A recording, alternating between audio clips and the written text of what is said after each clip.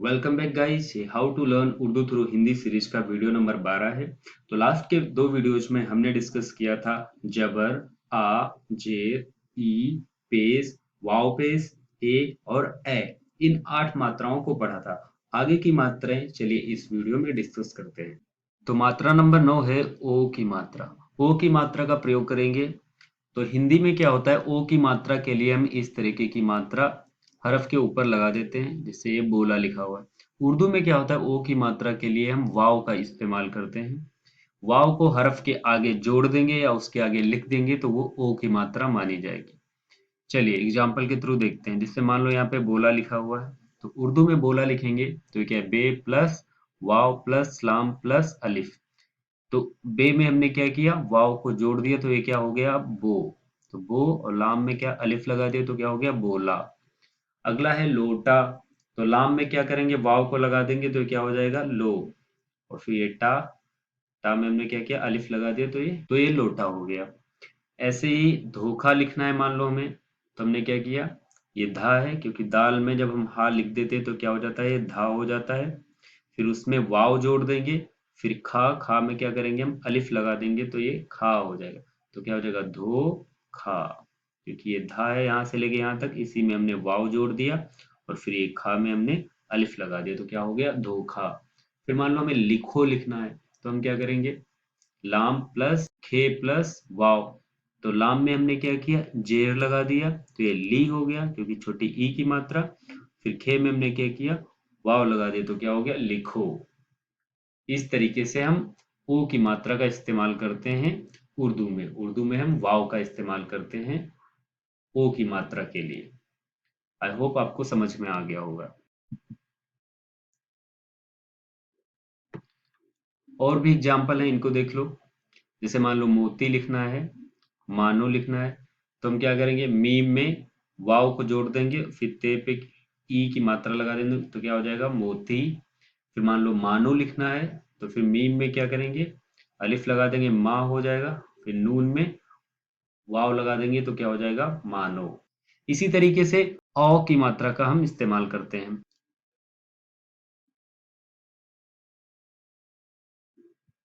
औ की मात्रा में क्या करते हैं, हम वाव को ही लिखते हैं, मगर वाव के ऊपर इस तरीके का हम एक सिंबल लगा देते हैं, बस इतना सा फर्क होता है।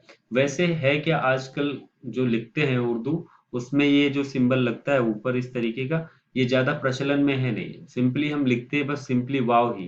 जैसे मान लो हमें और लिखना है, तो और में हम क्या करेंगे, अलिफ प्लस वाव जोड़ेंगे, उसके ऊपर ये सिंबल लगाएंगे प्लस रे लिख देंगे, तो ये और लिखा है। मगर ये ज्यादा प्रचलन में है नहीं, लोग सिंपली क्या लिखते हैं, इसी वाव को लिखते हैं। जैसे ओ की मात्रा में लिखते हैं, वैसे ही औ की मात्रा में भी हम वाव को सिंपली यूज करते हैं। बस हमें पता कैसे चलेगा यहाँ पे ओ की मात्रा या फिर औ की मात्रा है, सिंपली तभी पता चलेगा जब आप इसको वाक्य के अंदर यूज करेंगे। तब वहां पे इसका मतलब आपको समझना होगा, ये ओ की मात्रा है या फिर औ की मात्रा है। उसी के अकॉर्डिंग उर्दू में यही चीज है कि हम क्या करते हैं, मात्राओं के लिए एक ही तरीके का सिंबल बेसिकली यूज कर लेते हैं, मगर अलग अलग जगहों पे हमको वहां पे समझना होता है कि ये ओ की मात्रा है, औ की मात्रा है। जैसे आपने देखा होगा, ई की मात्रा, ए की मात्रा और ए की मात्रा, तो तीनों में क्या है, सिमिलैरिटी है। तीनों कैसी, ई की मात्रा भी ऐसी लग जाती है, ए की मात्रा भी इस तरीके से जब बीच में यूज होती है तब लग जाती है, और ए की मात्रा भी इसी तरीके से लग जाती है। तो तीनों एक ही तरीके से लगती हैं, बस हमें पता कैसे चलेगा ये ई की मात्रा है या फिर ए की मात्रा है या फिर ए की मात्रा है, जब हम इसको वाक्य के अंदर पढ़ेंगे तब हमें वहां पे पता चल जाएगा कि ये कौन सी मात्रा है। तो उसके अकॉर्डिंग हमको मतलब निकालना होता है, बस और कुछ नहीं। ये वैसे तो हमारे लिए इजी ही है, बस हमें क्या है तब समझना है। मान लो जैसे कौन लिखना है, तो फिर काफ में वाव जोड़ देंगे तो क्या हो जाएगा, कौन। अब ये कौन नहीं कहेंगे, क्योंकि कौन का तो कुछ मतलब होता नहीं है, कौन का मतलब होता है, तो इसलिए इसको हम क्या पढ़ेंगे, कौन नहीं पढ़ेंगे, कौन पढ़ेंगे। फिर मौत, तो मौत तो कुछ होता नहीं, क्या होता है, मौत होती है, तो यहाँ पे हम क्या कहेंगे, औ की मात्रा लगाएंगे, मौत। जैसे पकौड़ी, तो औ की मात्रा यहाँ पे। इसी तरीके से अगला है मौसम। तो मौसम में भी क्या कहेंगे, वाव ही लगाएंगे, फिर एक कौन सा मात्रा हो जाएगी, औ की मात्रा, तो मौसम। अगली मात्रा है हमारी चंद्रबिंदी। हिंदी में जिस तरीके से चंद्रबिंदी का हम यूज करते हैं, इसे बहुत कुछ लिखना, जैसे मान लो माँ लिखना है, कहाँ लिखना है, यहाँ लिखना है, वहां लिखना है, तो इस तरीके का हम सिंबल यूज करते हैं जिसको हम चंद्रबिंदी कहते हैं।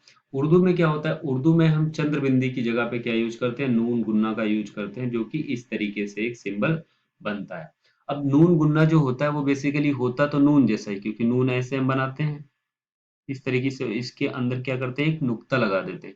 और नून गुन्ना में क्या डिफरेंस होता है, सिंपली बनाएंगे इसको ऐसे ही, मगर इसके अंदर जो नुक्ता लगाते हैं उसको हम नहीं लगाएंगे। बस इतना सा डिफरेंस है नून गुन्ना में और नून में। तो चलिए इसका यूज देख लेते हैं। ये भी कैसे होता है कि हम हरफ के आगे इसको लगा देते हैं, तो क्या हो जाता है, ये चंद्रबिंदी का काम करने लगता है। जब अंत में लगाना हो, क्योंकि जैसे मान लो हमें कहाँ लिखना है, तो कहाँ के केस में क्या करेंगे, ये पूरा रूप यूज करेंगे। जब इसको अंत में यूज करना होगा तब हम क्या करेंगे, नून गुन्ना का ये वाला रूप यूज करेंगे। और कभी कभी ये जो चंद्रबिंदी होती है वो स्टार्टिंग में आ जाती है या फिर बीच में आ जाती है कह लो, तो उस टाइम पे इसका एक दूसरा रूप होता है, उसको भी मैं अभी बताऊंगा। तो जब शब्द के, यानी कि कह सकते हैं हम, जब शब्द के अंत में नून गुन्ना का इस्तेमाल होगा तब हम उसको डायरेक्टली पूरा इस तरीके का रूप लिख देंगे। जैसे कहाँ लिखना था, तो काफ हा प्लस अलिफ और ये नून गुन्ना, तो ये क्या हो जाएगा, कहाँ। जैसे यहाँ लिखना है तो हम क्या करेंगे, ये या हो गया, और उसमें हा, फिर ये नून गुन्ना लगा दिया तो क्या हो गया, यहाँ। फिर मान लो वहां लिखना है, तो वाव, फिर हा में अलिफ और फिर ये नून गुन्ना, तो क्या हो जाएगा, वहां। फिर लिखो माँ लिखना है, तो मीम, मीम में अलिफ लगाएंगे माँ, और फिर ये नून गुन्ना लगा देंगे तो क्या, चंद्रबिंदी का काम करने लगेगा, तो क्या हो जाएगा, माँ।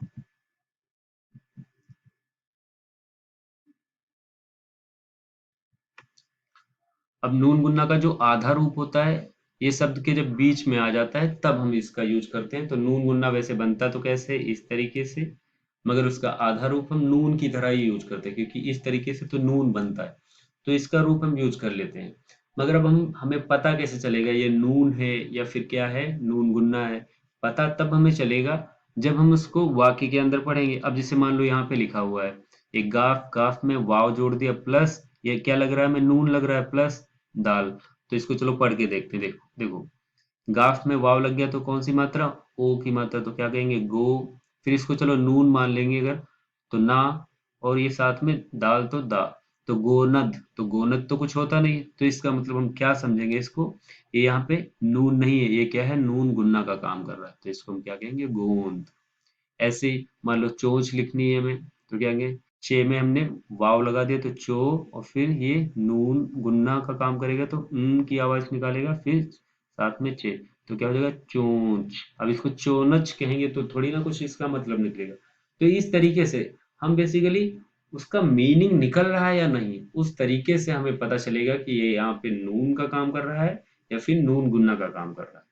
तो इस तरीके से हमको पता चल सकता है। बस यही एक तरीका है। जब तक आप, जब आप पढ़ने लगोगे उर्दू डेली बेसिस पे, बहुत सारी स्टोरीज पढ़ने लगोगे, सिंपल स्टोरी, फिर बड़ी बड़ी चीजें, तो आपको ऑटोमेटिकली पता चल जाएगा कि ये यहाँ पे नून का काम करेगा या नून गुन्ना का काम करेगा। इस ये छोटी छोटी जो बारीक चीजें हैं, ये आपको ऑटोमेटिकली पता चलने लगेंगी। जैसे मान लो भैंस लिखनी है, तो ये भा, फिर एक ही मात्रा का देखो यहाँ पे ये काम कर रहा है, तो ये, और ये फिर नून गुन्ना का काम कर रहा है, तो स, तो क्या हो जाएगा, भैंस। फिर ऐसे मान लो सींग लिखना है, तो क्या होगा, ये शीन, शीन में हमने तो ए का काम करा, फिर ये नून गुन्ना का, फिर ये गाफ का, तो क्या, सींग। अब देखो जो यहाँ पे है ये यहाँ पे ए की मात्रा का काम कर रहा है, और ये यहाँ पे किस है, सेम ही, मगर ये किस चीज का काम कर रहा है, ये ई की मात्रा का काम कर रहा है। तो हमें ये पता कब चला, क्योंकि अगर मान लो इसको मैं ई की मात्रा यहाँ पे कहने लगूं, तो ये भींस, भींस तो कुछ होता नहीं है। वैसे ही यहाँ पे मैं ए की मात्रा लगा दूं, तो सेंग, सेंग भी कुछ नहीं होता।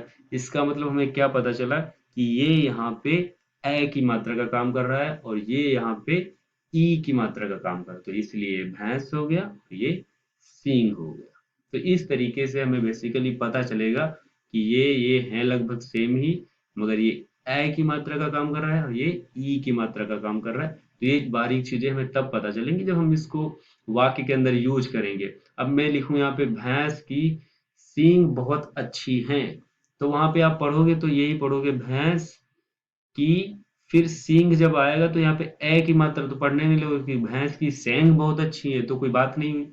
तो आप इसको क्या पढ़ोगे, भैंस की सींग बहुत अच्छी है।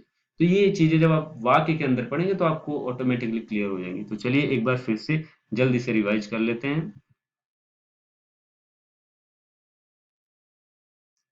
तो आज की हमारी पहली मात्रा थी ओ की मात्रा। ओ की मात्रा के लिए हम क्या करते हैं, उर्दू में वाव का इस्तेमाल करते हैं। वाव को हरफ के आगे लगा देते हैं तो ये क्या हो जाएगा, ओ की मात्रा का काम करने लगेगा। ओ की मात्रा अगर लास्ट में आती है तो हम वाव को लास्ट में जोड़ देंगे, जैसे मान लो लिखो में है तो खे में हमने क्या किया, लास्ट में जोड़ दिया, तो ये क्या हो गया, ओ की मात्रा का काम करने लगेगा। ऐसे ही मान लो ये यहाँ पे देखो मानो लिखा है, तो मानो में भी क्या है, नून में हमने लास्ट में ओ की मात्रा जोड़ दी तो क्या हो गया, सॉरी, मान लो यहाँ पे मानो लिखना है तो मानो में हमने क्या किया, नून में लास्ट में वाव जोड़ दिया तो ओ की मात्रा का काम करना। अब देखो ये यहाँ पे क्या है, नून का काम कर रहा है, ये यहाँ पे चंद्र बिंदी यानी कि नून गुन्ना का काम नहीं कर रहा। अब इसको हम मानो ऐसे करेंगे, मानो, तो ये कुछ तो होगा नहीं, मानो है क्योंकि मानो का मीनिंग निकल रहा है यहाँ। इसके बाद हमने औ की मात्रा का इस्तेमाल किया। औ की मात्रा के लिए हम उर्दू में क्या करते हैं, वाव का ही इस्तेमाल करते हैं, मगर उसकी जगह पे हम क्या इस तरीके का सिंबल लगाते हैं। वैसे भी ये ज्यादा प्रचलन में है नहीं, तो आप अगर चाहो ज्यादा स्पेसिफाई करना चाहते हो तो वहां पे ऐसे लगा दो। बाकी जो उर्दू की बहुत सारी किताबें आती हैं उसमें ये वाला सिंबल लगा नहीं होता। आपको वहां पे तभी पता चलेगा जब आप उसको पढ़ोगे कि यहाँ पे ओ की मात्रा है या फिर औ की मात्रा है। तो इसको हम इसी तरीके से वैसे लिखते हैं ज्यादातर, मगर अगर आप चाहते हो तो इस तरीके से भी लिख सकते हो। तो ये और ये भी है और ये भी और ही पढ़ेंगे। फिर ये कौन, ये मौत, ये पकौड़ी, ये मौसम, क्योंकि मौसम तो कुछ होता नहीं, मौसम। अब इसके ऊपर चाहो आप तो इस तरीके का सिंबल लगा सकते हो, और ना भी चाहो तब भी कोई फर्क नहीं पड़ता।